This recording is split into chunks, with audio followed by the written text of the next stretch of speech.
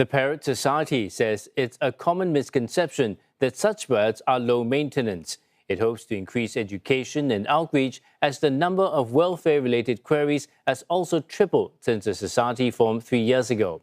A survey shows 3 in 10 parrot owners end up keeping one by accident when a lost bird flies into their home. Teng takes a closer look.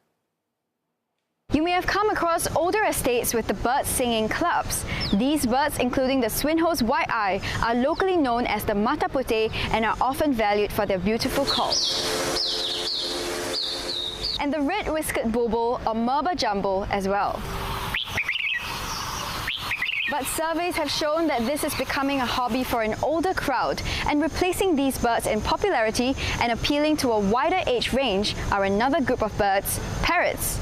Common parrots include lovebirds, conures, cockatiels and budgies. And more serious hobbyists are even going for larger parrots like African greys and different types of macaws and cockatoos.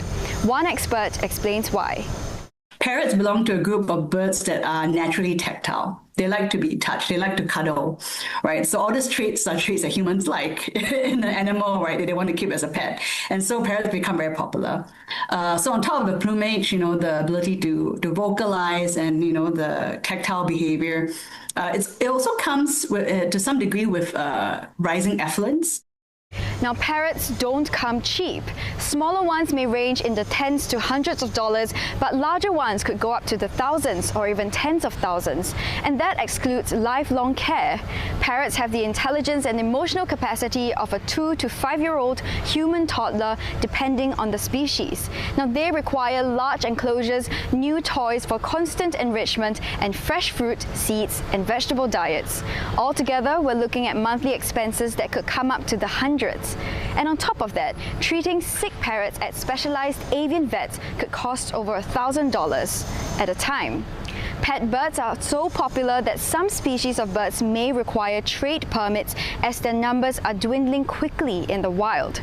Experts caution that bird owners should take care that their birds do not escape, whether they're songbirds or parrots. Escaped birds may have a negative impact on our native birds in the wild. It can be competition for food, it can be competition for nest sites, it can also be the introduction of disease. So when birds escape from captivity or are released from captivity, an intentional release, these then have an impact on the native species that may already be struggling in Singapore for various reasons, habitat loss, for example.